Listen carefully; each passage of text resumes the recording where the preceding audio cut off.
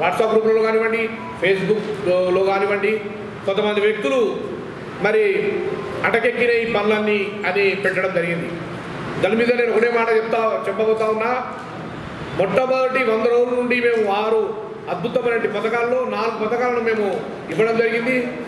మరి ఆ తర్వాత వెనువెంటనే మరి కొన్ని 132 కోట్ల రూపాయల ఆందోళన సంబంధించి మేము డెవలప్మెంట్ చేస్తూ ఉన్నామని చెప్పి ఈ సందర్భంగా తెలియజేసుకుంటా ఉన్నా. మరి ఎక్కడ ఆగిందో మీరు ఒక్కసారి కూడా తెలుసుకోవాలి. మీరు చేయలేని పనులను 10 సంవత్సరాలలో మా కాంగ్రెస్ ప్రభుత్వం, మా నాయకుడు దామోదర నరసింహ గారు దానిపైనే శ్రద్ధగా మరి ప్రతి ఒక్కరికి కూడా ప్రజలందరినీ కూడా వ్యాపారస్తులను అందరూ కూర్చోబెట్టుకొని ఎలా అయితే డెవలప్మెంట్ అవుతుందో అని అడిగి తెలుసుకొని మరి కార్యక్రమాలు చేస్తూ ఉన్నాడు. ఎన్నికల కోడ్ నిన్నటితో ముగిసింది. మరి తెలంగాణలోనే 4 సీట్లు ఉన్న దాన్ని మనము 8 సీట్లకు పెంచుకోగలిగినాం మరి రానున్న ఒక 5 నెలల్లోనే. కాబట్టి అలాగే మన జైరాబాద్ పార్లమెంటుకు సంబంధించి మరి సురేష్ షెట్కార్ గారు 45,000 మెజార్టీతో గెలవడం జరిగింది. బీజేపీకి సంబంధించిన వాళ్ళు చాలా డబ్బులు ఎగదలిరు, ప్రజలను మభ్యపెట్టాలని చూసిర్రు. అయినా కూడా ప్రజలు ఎక్కడ కూడా కాంగ్రెస్ పార్టీ జిందాబాద్ అనే నినాదంతో కాంగ్రెస్ పార్టీకి స్వచ్ఛందంగా ఓట్లు వేయడం జరిగింది.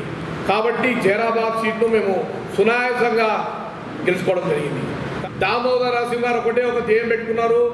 పార్టీలకు అతీతంగా, కులాలకు అతీతంగా, ప్రాంతాలకు అతీతంగా అన్ని రకాలుగా మనం కలిసిమెలిసి మనం పనులు చేసుకున్నాం. మరి పట్టణాలందరినీ కూడా ఒక సుందర వదనంగా తీర్చిదిద్దుకున్నాం. గ్రామాలన్నింటినీ కూడా అభివృద్ధి చేసుకుందాం అనే దాంతో పోతూ ఉన్నారు. కాబట్టి మనమందరం పార్టీలకు అతీతంగానే అంటున్నాం. మనం విమర్శ చేసేటప్పుడు మనం ఏం చేస్తాం అనేది కూడా ఒక్కసారి మీరు ఆలోచన చేయాలి. మరి సద్విమర్శ చేయడానికి కూడా మేము సిద్ధం ఉంటాం. కానీ అభివృద్ధి చేసి దాన్ని చూపించి మేమందరం కూడా రానున్న రోజుల్లో ఇంకా అభివృద్ధి పథకాలను ముందుకు తీసుకుపోయి మా ప్రియతమ నేత, మా మంత్రివర్యులు దామోదర నరసింహ గారి అడుగు జాడల్లో ఆందోళన జోగిపేట సంబంధించినటువంటి కౌన్సిలర్లు అందరం కూడా కాంగ్రెస్ పార్టీ పక్షాన మేము అభివృద్ధి చేయడానికి సిద్ధహస్తులమై ఉన్నాము. ఎలక్షన్ కోడ్ ముగిసింది. రేపటి నుంచి మొదలయ్యే పనులను కూడా అద్భుతంగా జరుగుతాయని చెప్పి అజ్జమరి రోడ్డును ఇక్కడే ఒక 7-8 కిలోమీటర్లు మనకు జోగిపేటకు అనుసంధానమై ఉంటుంది.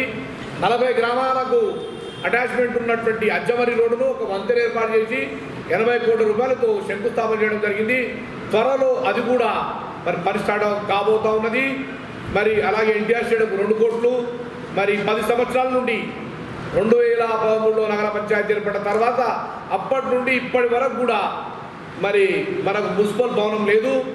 మరి మేమందరం కౌన్సిల్ సభ్యులం అందరం అడిగిన వెంటనే మా మంత్రివర్యులు మంచి ఆహ్లాదకరమైనటువంటి ప్రదేశంలో 6 కోట్ల రూపాయలతో అద్భుతమైన మోడలింగ్ మున్సిపల్ భవనాన్ని ఏర్పాటు చేయబోతున్నారు అని చెప్పి ఎన్నో వసతులు మన జోగిపేటకు ఏది కావాలంటే అది కమ్యూనిటీ భవనాలు ఏది అవసరం ఉంటే అక్కడ ఖచ్చితంగా మనం చేసుకోవాలని చెప్పి జోగిపేటనే ఒక సిద్దిపేటను తలదన్ని విధంగా మనం అమర్చుకుందామని మరి ఎన్నో రకాలుగా ఆలోచించి మరి ఆయన ఆలోచనకు ఒక 35 నుంచి 40 సంవత్సరాల అనుభవంతో కూడుకున్నటువంటి ఆయన అనుభవాన్ని మన ఆందోళన నియోజకవర్గం పైన శాయశక్తుల ప్రయత్నం చేసి డెవలప్మెంట్ చేయాలన్నది మా దామోదర నరసింహ గారి మొట్టమొదటి సంకల్పం, కృషి.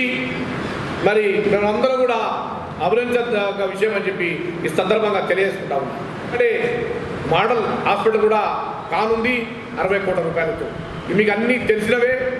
20 కోట్ల రూపాయలతో సంగుపేట నుంచి అనాసాగర్ వరకు సెంట్రల్ లైటింగ్, రోడ్డు విస్తరణ, మళ్ళీ డ్రైనేజ్ వ్యవస్థను కూడా సమకూర్చి జోగిపేటను ఒక బొమ్మరిల్లులాగా చేయడానికి కోరుకున్నారు మా మంత్రివర్యులు.